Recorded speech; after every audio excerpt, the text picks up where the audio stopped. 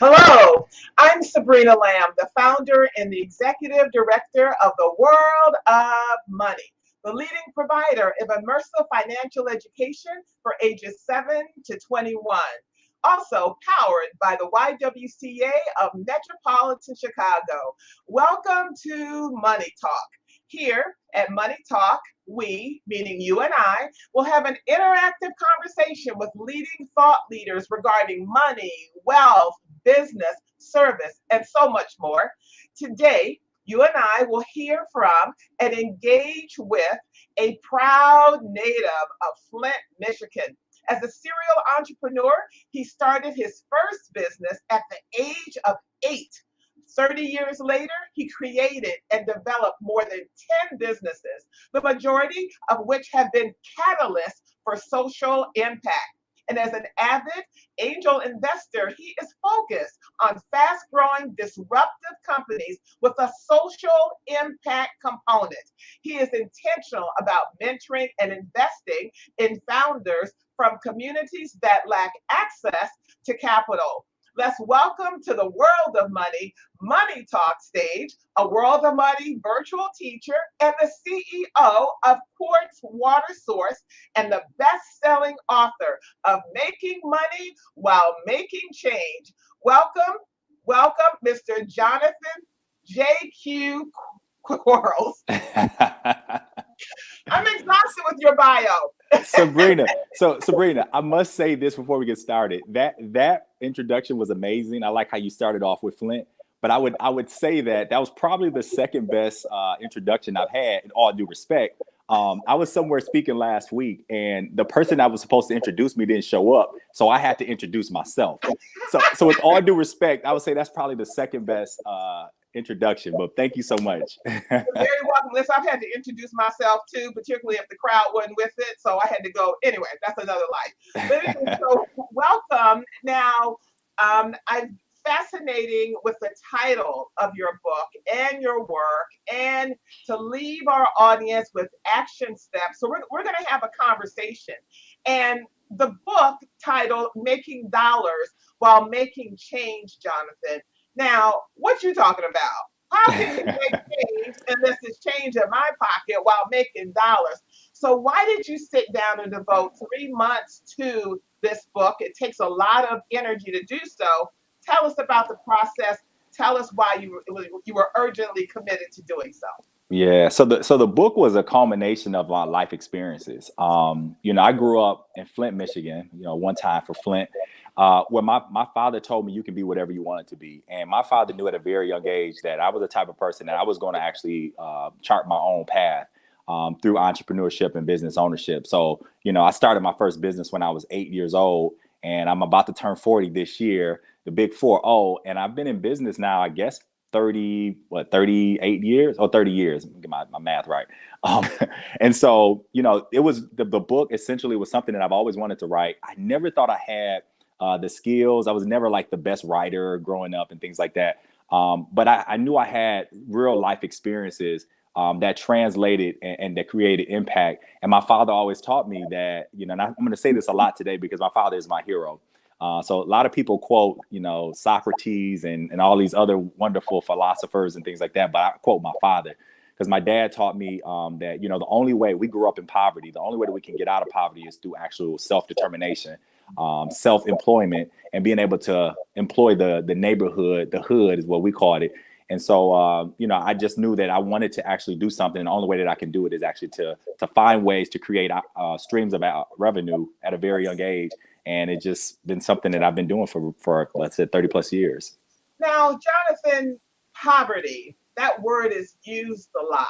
But from reading your book, I didn't feel any poverty there. Yeah. What is poverty? Yeah. So, I'm glad you said that, because I think for me, I knew that we were wealthy, although not financially wealthy.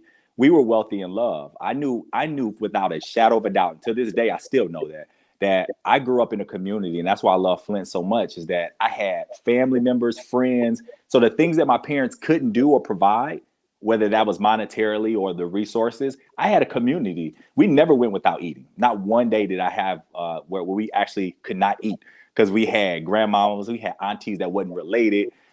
that it was a community. And Flint is, anybody who you talk to from Flint, is all about community. We don't have fancy buildings and businesses. We have a community of people that love each other, and we got pride for our community. But I was very wealthy. Me and my brothers, we were very wealthy in love. And we grew up with this idea and this concept of God. If you put God first, you never come in second. So, So you started off as having your own paper route. Not so sure if, well, actually, you started with working in a funeral parlor. That was something that you were so excited about doing. No. So do you think those entrepreneurial experiences planted the seed for your lifetime entrepreneurship, or was it more in your own DNA? So I'll say it like this. So my first ever company was actually a paper route. And so that's when we had paper boys. And I know if you're a certain age listening to this, most people are like, what is a paper boy? What's a paper? Right. And so for those that don't know, paper boys actually delivered newspapers to homes. Like physical newspapers. My dad always had entrepreneurial aspirations. He's, to this day, is still entrepreneurially minded. My dad had several business ventures that just didn't go well, but my dad allowed me to be a part of it and to see both the good, the bad, and the ugly. My dad was a mortician. So, one of the businesses that I had was a janitorial business. So I used to clean barbershops. I cleaned outside every morning before I went to school. When my dad was working at a funeral home, I would clean up, all kinds of stuff. There would be needles, used needles, all kinds of things, condoms. But for me, at a very young age, I love seeing money grow. And for me, I didn't start a business so I can actually buy a fancy car and things like that. I didn't care about materialistic things. And to this day, I still don't. But I just really wanted to see how to actually grow and create wealth and to be able to create generational wealth. And so we'll talk more about that. Hopefully we talk about the foundation. But my dad instilled all those values in me and my brothers at a very young age. And, that's been my life mission. So all of us have that defining moment. Tell everyone that experience in that corner store with you and your friend buying that grape drink. Yeah. So, wow. Okay. So you definitely read the book. Yeah. So believe it or not, most people probably will laugh when they hear this, but the person that you see today was not always the same person. Like I used to get in a lot of trouble when I was younger, and that was just a product of my environment. During the time where gangs were popular and big, this was in, I guess, the 80s, mid 80s, late 90s. I was involved in gang activities, not because I wanted to gang bang, but I needed protection. Me and my brother had to walk to school every day. And so we would cross over turfs and things like that. But one instance happened when I was at a corner store with a good friend of mine, and my friend got murdered right in front of me. And that was horrific. And it's interesting because, that code, the street code of you don't snitch. I knew the person who actually murdered my friend, but I didn't say anything because I was scared. I knew that guy knew where I lived. I know he knew my parents. And I just knew at that moment, that was a redefining moment for me, because the way I was going, I had a third grade teacher to tell me, and I always have to say her name, and it's all due respect because she's still alive, but she actually don't know how she really motivated me, because I still have a chip on my shoulder for that. And I love her dearly, Miss Verbal, third grade, Sobey Elementary. She told me that I was either going to be dead or in jail before I graduated from elementary, the way that I was going. I had a big heart. I still do, but I wasn't afraid of anything. I've had people pull knives on me, and I still was trying to fight them with a knife, with them having a knife in the hand. But that was just a product of my environment. When we grew up, you had to have grit. You had to actually, and I was a smaller person, really small. And so for me, I had to learn how to defend myself. And so that was a redefining moment for me. And, after seeing that experience, it scared me half to death. And I literally went inside for a minute. And I say went inside, I mean inside of myself. And so I just focused at that point. I was just like, you know what? I don't want to do this anymore. I was fortunate to get beat out the game. But then I actually started, Whoa. You got beat out the game. Yeah.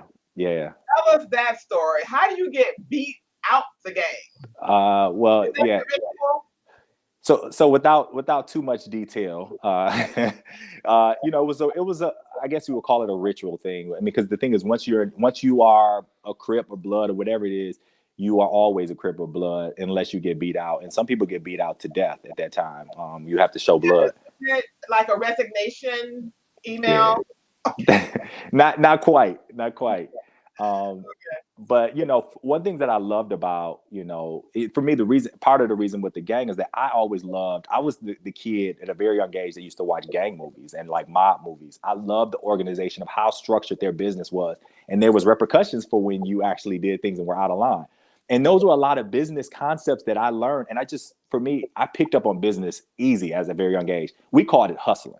So I have friends that did illegal hustling. I did like all legit hustling because I had a father that's like 6'4", 200 and maybe 50 pounds at that time. Yeah. His hands was probably twice the size of my hand. And I was scared to death of my father. And so, for me, it was one of those things where, gang was being in the gang. That's my father. I love that picture.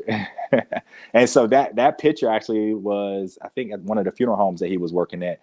But yeah, my dad he has no idea how much he taught me with his actions and his words. One of the best work ethics that I've ever, to this day. My dad is retired. He's been retired for a while. My dad still wakes up at 5 a.m. without an alarm clock, and he works at the church.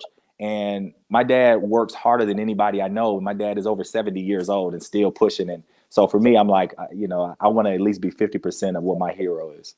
Well, before we go on to the honorable part of your life, Jonathan, can we just go back to the part where you love fighting? What's that about? Oh, yeah. What do you love about fighting? You go to boxing matches today? So let me tell you. So I used to fight a lot, actually. Part of it was I had a temper. I had a very, very bad temper. And I love the energy of fighting. Like for me, I would just fight for no reason. So to me, being in the gang, that was perfect because we can jump people, you can, fight. I love fighting. And I was pretty good at fighting, actually. I just had no discipline. And so my dad actually enrolled me. And part of it was, I guess you would call it like a Napoleon complex because I was always smaller than most people. And so I had brothers that were way bigger than me. And I would always fight with my brothers. I would fight with people in the neighborhood because the reality is I had to earn my respect. And so I was never scared of anybody. I don't care if you were twice my size. I would fight you. And so my dad, it got to the point where I was, I almost got in a few fights with teachers. And I just had a really bad temper. And so my dad enrolled me into karate, which was the best thing ever happened because it taught me self-discipline. And so now I don't fight with my fist. I fight with my mind and my mouth as an advocate. And that's something I'm extremely passionate about. And I'm willing to die for the things that I'm really passionate about. Man, we have so much for Jonathan to share. Just want to walk you through a little bit. Your determination to connect with leaders, not only in the state of Michigan, but all across the country. Talk about how you stalked Tavis Smiley. So, wow. Call his office 50 times a day. Go ahead. Yeah. So for younger people, probably they don't know who Tavis Smiley is, but Tavis Smiley was the premier voice for African Americans when I was coming up, particularly like middle school, high school, and even in college. And, I had my own television show in high school, and I literally would watch Tavis Smiley. He was on BET late at night. I think it was like 11 o'clock at night. I would stay up when I wasn't supposed to. I would stay up and watch it. And I would literally take content, and I would even take things from him. And I would like do that for my show. Even his stutter, like Tavis has this thing where he talks, he's like, and I would do that. Although I don't have a stutter, but Tavis does that. And like Tavis is my big brother, love him dearly. But I had an opportunity. He started a Youth to Leaders program in 2000, and I was graduating from high school. So I missed it when it came to Detroit. He had hub cities. So it was like Houston, New York, LA, Detroit, like all of the major metropolitan cities where it was a big population of African Americans. And I missed it. I ended up going to Chicago and I met him there, and I was determined. I was like, I'm going to work for Tavis Smiley. I've never met this guy before. I was like, I'll work for free. I just want to learn. I just want to shadow him. I want to be a sponge. And so I met him. I tried my best to impress him. I had my business cards. I had this, I forgot the name of that tie, but it was a very expensive tie that I asked a mentor of mine to borrow so that I can actually really look super sharp. But it's an expensive tie that my mentor let me use.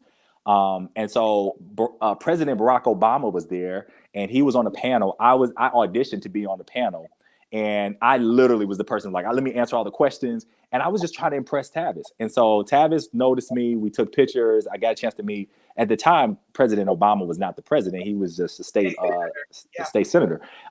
Cool guy. And so afterwards, I talked to Tavis. I said, look, I have a proposal. My dad always taught me, you always have a business proposition. You always put together a business plan. I put together a business plan to say, hey, I'll be basically your brand ambassador, your ambassador for youth as you go around and try to raise money. I was like, I know how to ask for money. I ain't scared to ask for money. And I'm a businessman. Like, I got multiple businesses. I got multiple streams. I can be so he was like, cool. He probably hear that so much. He sent me off to Andrea Foggy Paxton, who was his executive director for his foundation. And I stalked her. I stalked the office every day. Email, phone call. It got to the point where people got tired of me calling because I was calling for Tavis. I was calling for Andrea. And they got so sick and tired of that one day, Andrea sent me an email, which I put in a book, I believe. And in that email, she was like, okay, we're about to start a State of Black. This was the very first State of the Black Union in Los Angeles at USC's campus. You can come, but you got to work. I say, oh, I don't care about being a part of the program. I just want to work. So he was moving his office to Crenshaw. I literally got off the plane. It was like 90 degrees. I had a suit on. I got off the plane. They took me to the old office. I'm lifting boxes, sweating in my nice suit that I had. And, at that point, I think Tavis saw that I was hungry. And, I told him, I said, look, I'm getting ready to go to college. I'm going to the Florida Agricultural and Mechanical University. And so he gave me a chance. He said, all right, I'll give you a chance. I was able to do work with him while I was in college. And when I tell you that was a game changing, that was maybe the first time. The second was when I worked for the city with Kwame Kilpatrick. But that was a true game changer for me because I built my Rolodex. I learned most of the things that I learned today at the age of 40. I've been able to do things that 50, 60-year-olds haven't been able to do because of the relationships that Tavis helped me to garner. And I'm forever so grateful for Tavis because he really put me on. I think it's really important to note you stalked Tavis Smiley, not about your approach was not what can I get, but how can I serve? Exactly. Because this is like the foundation, the blueprint of your life. Yep. Talk a little bit about that to everyone, young people and not so young, on how we should lead with how can I support, how can I create value? Yeah. And so that's one of the things, again, my dad always taught me. My dad said, you always, too much is given, much is expected. But he always says that you lead with service.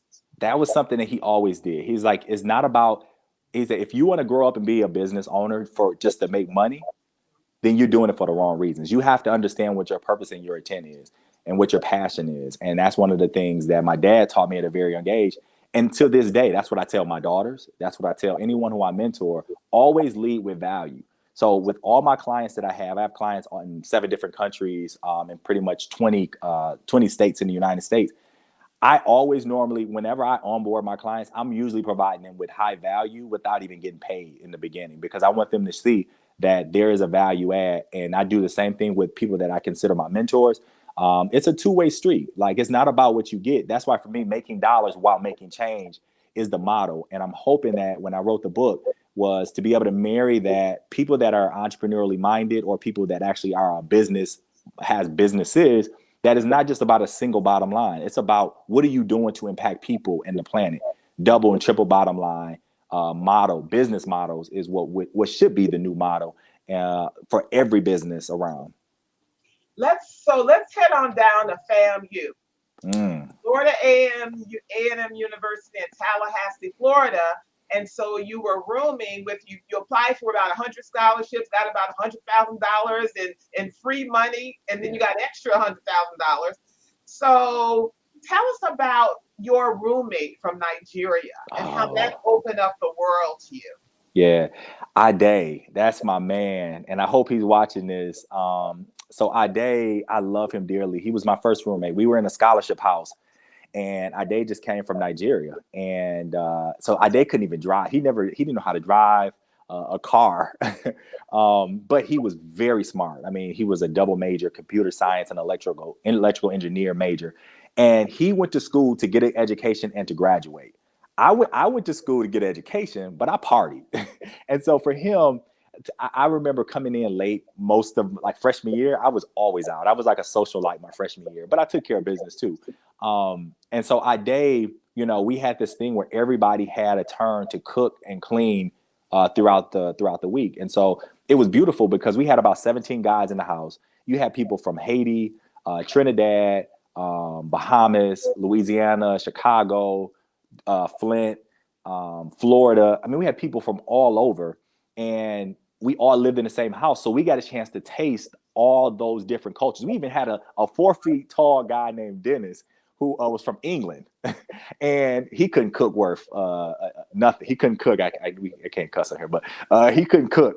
But I got a chance to learn. He used to always call me a bloody bloke, just and I'm like, what is that? So like for me, I wasn't fortunate to travel the world until I went to college. My parents couldn't afford to send me, but I got a chance to see the world amongst my everyday waking up. From the way we handle our hygienes, from the way we cook our food, the way we, just culture, what I call cultural economics. And so Ade opened my eyes, and my first international trip was a study abroad into South Africa. And that opened my eyes. And to me, at that point, I was like, you know what? I want to grow up and just travel for work. So I got to create opportunities where all I do is travel internationally. And I'm a manifestor generator. So like what I speak, and I didn't realize this until a few years back, what I speak come into reality. So so Darius Jones, our mutual friend, told me when I first met him, he said, Jonathan, you got a lot of power, and you got to make sure you use it for good and not for bad. And a lot of times I used it for bad, not knowing. But for me, I'm very intentional about the words and even and what I do and how I show up energetically to people and in the world. Okay, so we're going to get to Quartz water source and the cannabis business.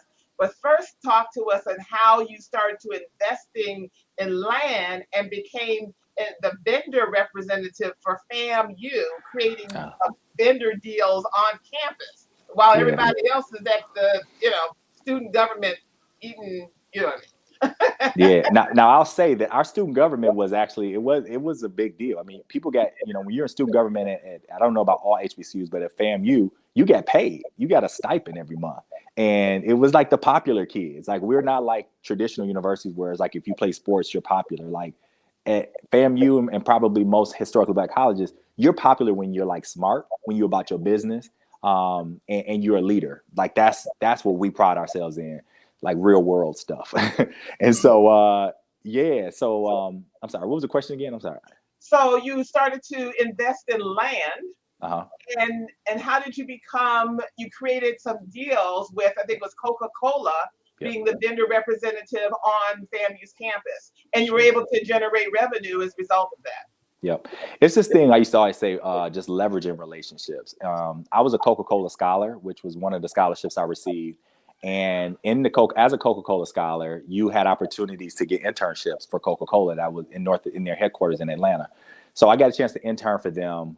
And one of the things my dad always taught me was that, whenever you work somewhere, always have an exit strategy, one, and then two, come in and understand who controls the purse, who controls the money. And that's who you want to align with, because where the money is and decisions are made based upon the money person. And so I had a mentor in Coca-Cola, Ingrid Saunders Jones, who I love dearly. She retired from Coca-Cola, but she was one of the highest ranking African Americans. She was in charge of their philanthropic giving. She's from Detroit. And so Ingrid actually showed me around and introduced me to all of the key people I needed to meet. And I literally, like, while most people were hanging out and partying in Atlanta, like the college interns, I was actually going to networking events with CIOs and CEOs and the person who was over brand management, and was just getting and building relationships. So I got a chance to build that relationship. At the time, Coca-Cola was going through a lot of issues around affirmative action. And so for me as a business person, and let me define how I qualify an entrepreneur or a business person. Essentially, those people are those individuals that solve problems. And so I am a professional problem solver. So I said, okay, Coca-Cola is having some issues with affirmative action and just kind of racial issues. I know Tavis Smiley at that time was the quintessential, like he was the voice, a very, very respected voice in the African-American community. I realized that part of my job with Tavis, I had to help him raise money for his foundation. So Coca-Cola, Tavis Smiley, how about we marry you all together? Tavis can actually is a good branding partner. And then you guys can write him an annual check to his foundation, which I was in charge of raising capital for. And so Coca-Cola became a national sponsor financially. And that's kind of how that and Coca-Cola, I realized that I was always the middleman, but I wasn't getting paid. And so I said, I got to figure out how to actually monetize this. And so that's kind of how that worked. And that was and so now you went on to work you went into corporate America, but you also worked in government with former Mayor Kwame Kilpatrick. Yep. And you write in your book that you learned that you didn't want to work in government. That's what. Yeah. Talk about what are the limitations? What did you find the limitations are as relates to government? And would you ever consider serving as an elected official? I have no desire, and I know that's a political answer. I had the opportunity. You're getting ready to announce. Right. I honestly before. So what happened was when I was working with Tavis, Kwame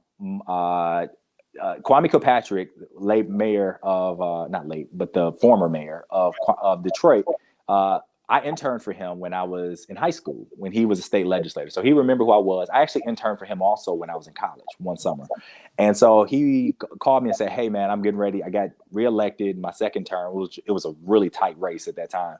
And he wanted to change up he wanted to change his staff up. And so he wanted me to come on board. I was living in DC and /LA. I was traveling, jet setting. I was enjoying the life, making what I thought was good money at the time. And at that time, I knew I wanted to be the mayor of Flint.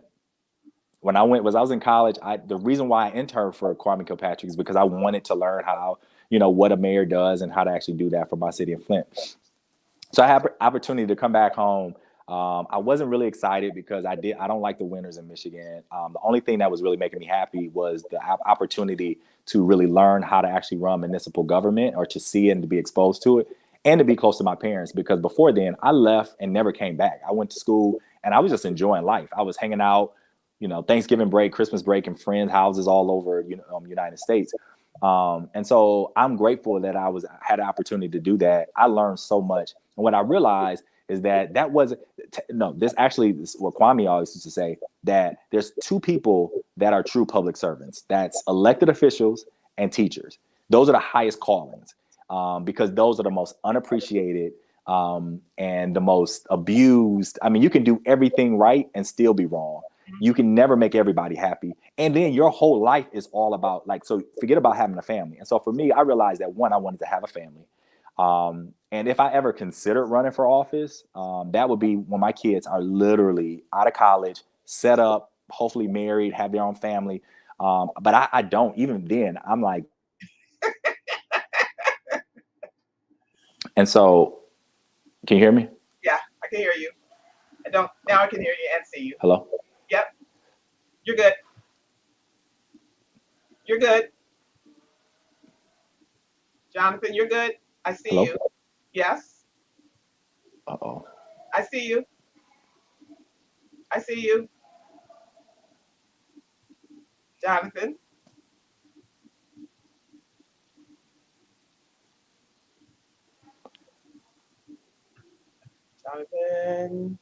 Jonathan, stand by. I see you. See.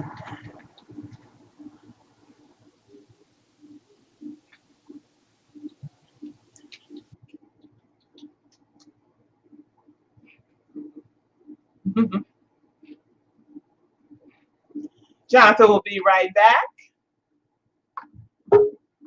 There he is. Oh, sorry about that. That's okay. You got a shout out from your fellow FAMU battler. Queen. Yeah, that's Queen. So continue. So we're not doing government. I think we got that clear. Nah. No desire, no interest in government. But what I realize is that you can really make some real change. And the people that really make change are people that you don't see. And I was that person. I was behind, like, one of the things the mayor taught me when I first came, because I was used to being in front, being like, just being seen and in front. And so Kwame, he humbled me very much so when I first started. He was like, look, you're here to serve me and you're here to serve the city of Detroit. And so, that was to me very humbling, especially in my early or mid 20s at the particular time. And so, so that it was a great experience. I love working with government, and actually that's what I do now. I work, I help candidates raise money. I help with strategy as an advisor. I love doing that, particular candidates that actually are truly for the people, not for themselves. So I'm super selective of who I actually align myself with. And a lot of times I'm not involved in politics if I don't believe in the candidate and their policies and interests and values. So talk to us about, so you're the CEO of Quartz Water Source, fascinating company. Talk to us about what was the need for Quartz Water Source, social impact, creating value, and profitable. Why? What was going on in Flint when it was covering all the headlines? What's going now, and how is Quartz Water Source a solution? Yeah. So the Flint water crisis, which I'm sure most people are aware of, being from Flint, that was something that I took very personal, because I have friends and family that was affected by that, right? And won't ever be the same. I mean, once you get lead in your body, in your system, you can't get out. You can't get rid of it. What does that mean? How does that affect you? Go ahead. So it affects everything. It affects your mental, your developmental. So like for kids, there's going to be developmental challenges. And so again, like you can't just like some way suck out the lead in your system. It's always going to be there. There's people that had have skin disorders, and won't ever be the same. And we still don't even know. I mean, we don't know what 10 years from now, what that lead poison is going to do for folks that were exposed to it. And so, 1 second, Johnson. Before it hit the headlines, the Flint water crisis, and by the way, it's not just Flint, it's other cities. Yep. Why did that hit the tipping point at that time when there was issues with the pipes for years? Yeah. So for older infrastructure cities like Flint, like Detroit, like Chicago, like New York, this is something. I mean, we still have places in Detroit that has wooden underground water pipes, wood, because it costs so much to replace it. And so what happened was Flint was at the time, they were a city under a city management's leadership. And so they thought it was cheaper to change the water system and to save a couple of dollars. And what happened was they didn't do the proper coating of the pipes, and so it started leaching. So the lead started leaching out because of the chemicals that they used to kind of clean the water and purify the water. It started leaching and extracting the lead from the pipes, and that was going into people's water. So people were washing up in it, drinking it. It was really bad. It was really bad. Well, when people were using the water, they didn't have any other choice. And no. If you couldn't on a long time basis, many people can't afford buying bottled water, and who knows where that comes from. Did they know that they were, using or internalizing, lead water? Do you think they knew that? Well, I knew people in Flint knew. I mean, people knew. I would probably say almost a year before it actually came out as a national, like a national crisis. I remember my mother used to bring me this alkaline water from a granary, and it was always cloudy. And I was just like, Mom, this water has a weird taste to it. Now, this is alkaline water that went through a whole nother system. But the water, it was a glass bottle, but it was cloudy. And so, people would post things on social media. It was passed on to the governor's people, and somehow they didn't know, or they didn't act fast enough. But yeah, it was this. It wasn't like it happened and then they fixed it. It was happening, and people were just like, "What's going on?" Like, I turned on my water and it's brown. It's literally brown, like a dark brown color. And so, people didn't know what they were drinking. They just knew it was something wrong with the water. And you had babies that were, they had to use water for their baby formula. It was really bad. And that was, again, when I found out about that, it wasn't enough. I know a lot of people were sending money in. A lot of people were sending bottled water. Those are temporary fixes. They needed that because the reality is, Sabrina, people were washing up in bottled water. They would get cases of water and fill it up, like try to fill their tubs up to wash their babies, and they always share the water. This was like something that you see in a third world country. And this is supposed to be the United States of America. And so I was pissed off. I'll be honest with you. I was pissed off. And for me, I didn't want to just put a Band-Aid on it. I wanted to figure out how we create a solution that is sustainable and something that actually will make sure that this doesn't happen in Flint, happen in other places. And so as we see that this is happening outside of Flint to this day, and it's going to it's going to keep happening because of the old infrastructure, because we're not investing the kind of money, because water is very expensive, right? And it's very, very, very expensive. And so for us, we wanted to make sure that when we started Quartz Water Source, that we did it responsibly, we did it with a long-term play, and that we did it in partnership with the people and the community, not just as a business. And it goes aligned with this whole idea of we can make money, but we got to make change with it too. And we got to do it with integrity. Please share your questions or comments in the chat for Jonathan. So that was a tipping point. Was the Flint Crisis, was that the tipping point that said, I have to create this company? And how did you do it? How do people access it today? Well, I'll tell you, I didn't want to start the water company. What happened was I got a chance to go to Israel. And for those that don't know, Israel is truly the water technology hub for a lot of innovation, but very much specifically around water, because Israel is a lot of Israel is in the desert. And so they had to figure out ways to continue to plant, agriculture to drink in the desert, in a very dry land. And so I saw some of the technologies. I met a company that I thought would have been a good fit for a solution. And I started off as a consultant, just kind of connecting them. And it was just for me, just getting it to our community so that it can be a solution. And then as we started kind of doing listening tours, and everybody was like, we want to have our own water company. And we had all these ideas that we were getting, because again, we're not prescriptive. We come, the way Quartz work is we come in, we talk to the community, we work with the community, and we see what they want. And I say the community, I'm not talking about political leaders. I'm talking about everybody from community, neighborhood block clubs, to teachers, to business people, to, and even elected officials. But everybody wanted to have their own bottling company. And we wanted to redefine what people talked about Flint. And we wanted Flint, to this day, we want Flint to be the water capital of the world. We want to take a bad situation and turn it into something that's good and change the narrative about what they're talking about our city, because ain't nobody can talk about Flint but us. And if you're not from Flint, we're not going to let you talk about our city. And so that's what we went out to do. I ended up, after all of those conversations, I originally was going to fund, as an investor, I was going to fund an entrepreneur to actually take on the business and to start a water company. But I couldn't find anyone. So I said, I'll start it and then I'll hand it off to someone, because I had no interest in doing water. Like, that doesn't make me tick. But then as I started doing research with my team, we realized that this is a bigger issue than Flint. And so for me, it became a thing where it's now a life mission for me. So whatever I'm doing, it's going to be something around water.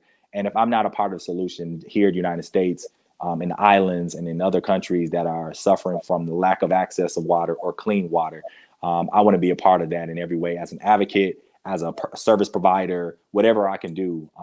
And to me, it's not even about money. It's about really, truly like making an impact. And I want to be remembered as I used to be a water boy, actually, back in the day. So when I was in middle school, I was a water boy for a high school that I went to, Flint Northern. So yeah, I want to be known as the water boy. While making dollars while making change. How do you partner with cities and states? How does one access Quartz Water Source? We've had the community meeting. Now what? Yeah, so we partner with technology, people that actually own the technology. We don't own the technology. Okay. We partner with unique, innovative technologies. One could be atmospheric water generation. Others can be a very sophisticated filtration system. There's all kinds of water technology that people are creating here in the United States and throughout the world. And so we serve as almost like a marketplace hub where we're helping getting into the communities. But what makes us unique and what we have is we have a proprietary system where it's almost like a water insurance policy.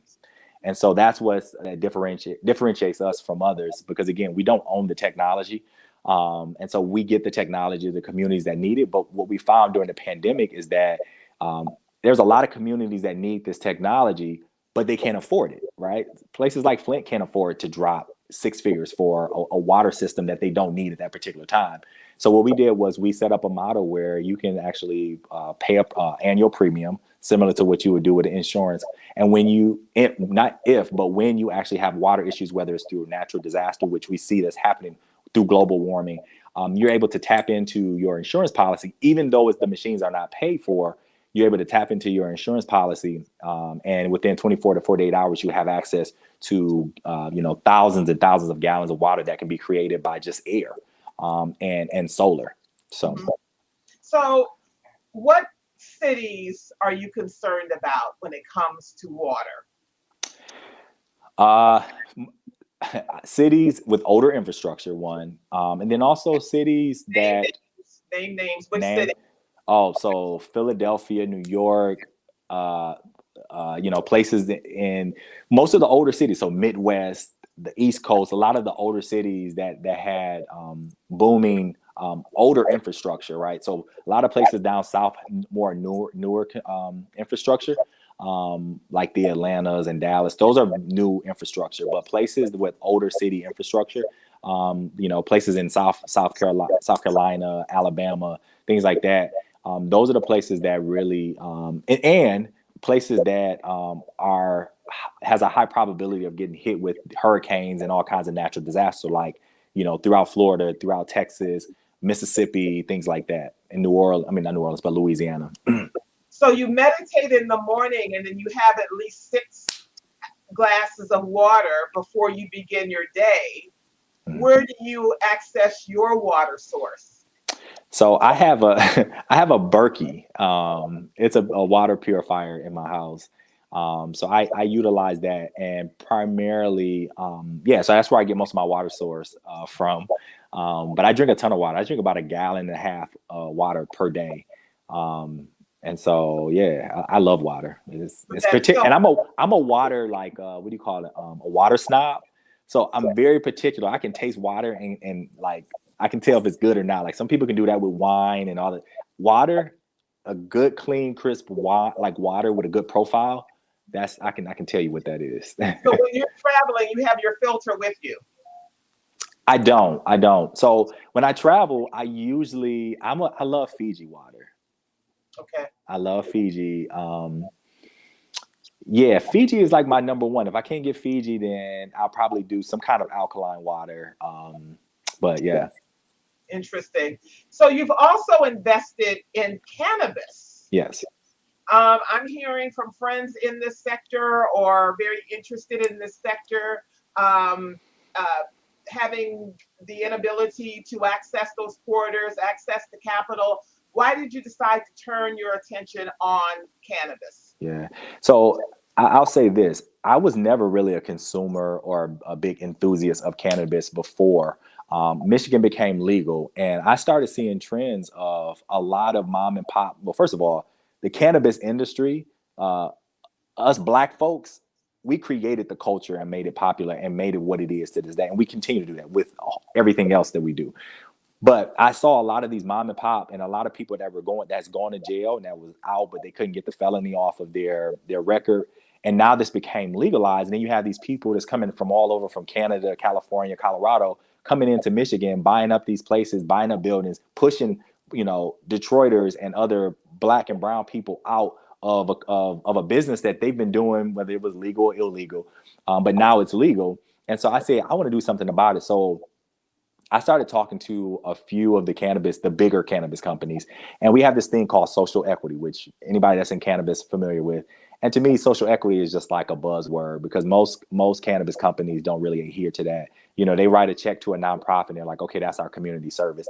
But to me, like I said, I wanted to make sure I held someone accountable and that we were at the table and not on the menu.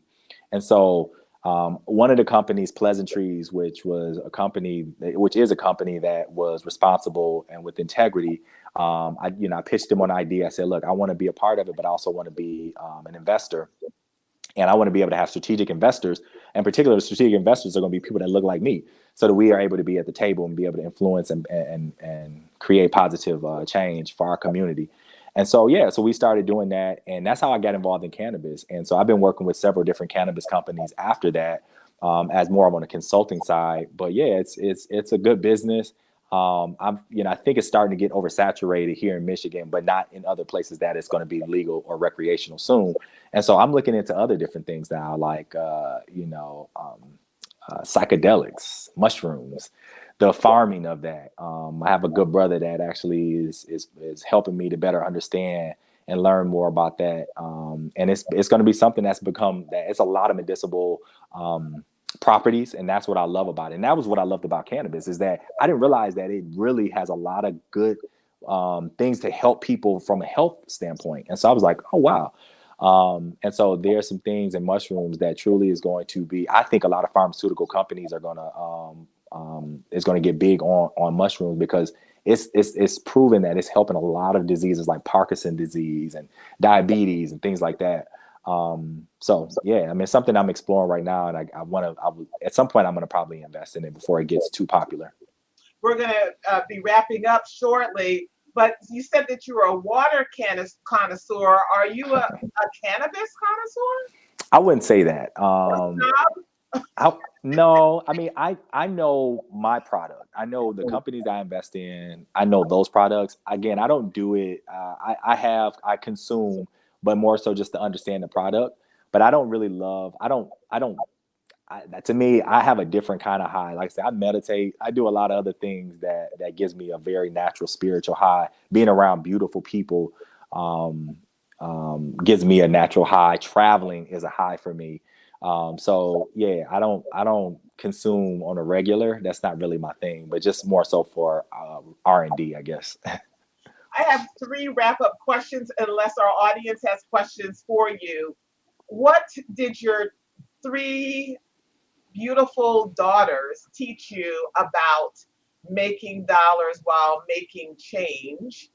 What 3 action steps would you like to give to all of our listeners, viewers?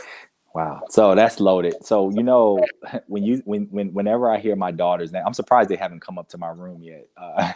Because they always interrupt all of my my podcasts and all of my interviews. But I love my daughters, and my daughters are truly they're my why. What I do and everything that I do and the sacrifices that I make is because of them. I mean, I wrote the book because of them. I want them to know that even if it's something that you think you can do, put your mind to it and do it. Because I always said that I couldn't write a book. I just never thought I was good. I was like, who would want to read my book? But my daughters, I did it for my daughters. A lot of stuff that I do is for my daughters to see, not necessarily just hear, because I tell them a lot of what they should be doing, but I try to live my life in a way that they will be honored to say that I'm honored to be their father. But there's 3 things that I live by, that I'm living by, and that I'm teaching my daughters, and that's one is focus. That's a big thing for me, focus, because again, as a serial entrepreneur, as a father of 3, beautiful daughters, and I'm a very active father. I'm not a custodial like Kanye said. My daughters are my number one priority. And so everything in my life has to be surrounded around that. So every business venture, everything that I do has to complement the lifestyle that I have and is creating for my family. So focus is important. So a lot of things I have to say no to. Every day I have to ask myself, why am I doing this? And is this aligned with what I set out to do? Number 2 is discipline. Discipline, the way your habits, the things, and I kind of identify some of those in the book. I have a ritual that I do every day. There's only 2 times in a day that I tell people that you can actually control, is the beginning and how your day starts and how it ends. Everything in the middle, life happens. And so we call them life situations, a friend told me. And then the last thing is your circle. My dad always used to tell me, control your circle.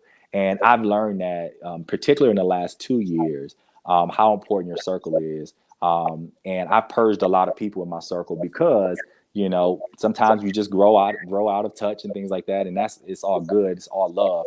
But the reality is, you are the average of the people that you surround yourself with.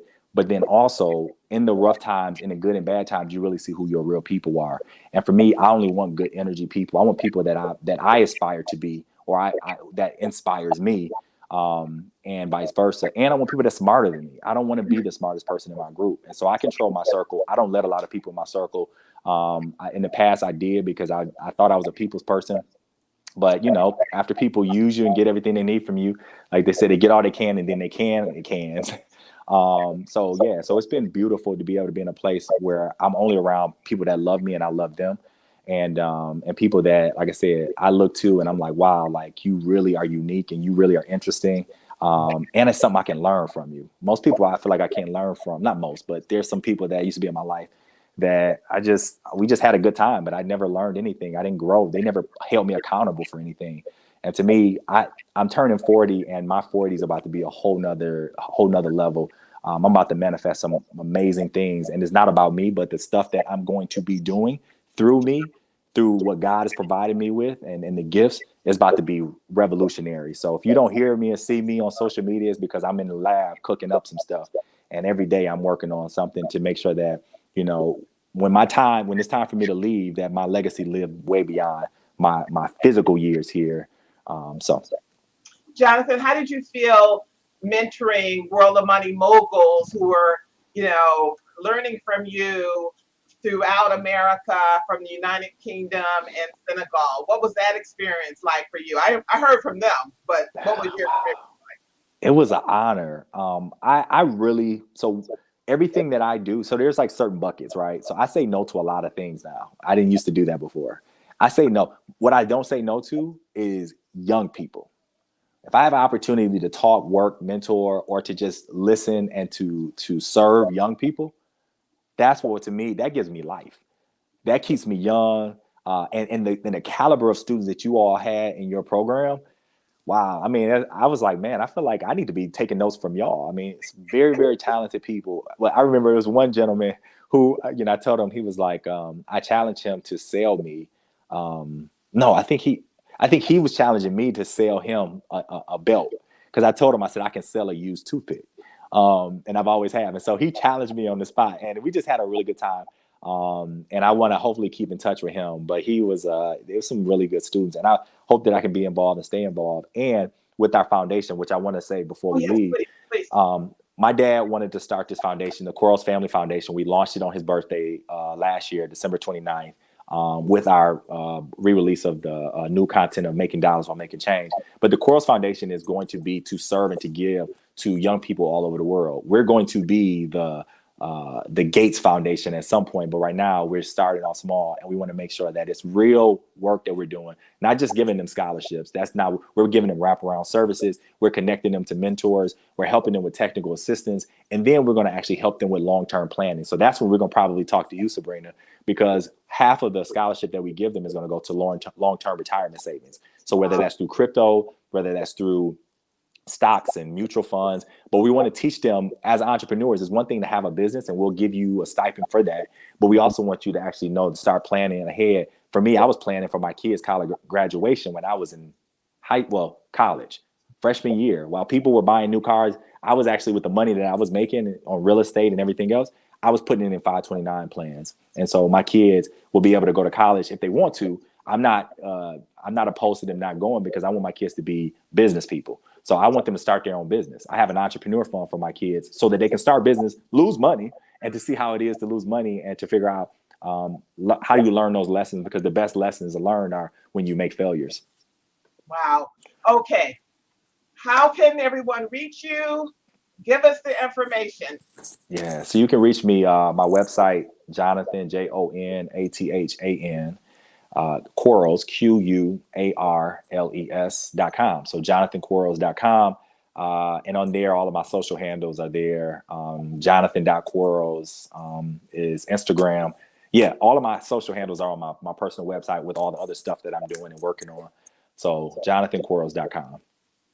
We've been joined by World of Money virtual teacher, the CEO of Quartz, water source, and the best-selling author of Making Dollars While Making Change, Jonathan J.Q. Quarles. Thank you for creating tremendous value in the world. Thank you so much. Thank you. It's my pleasure.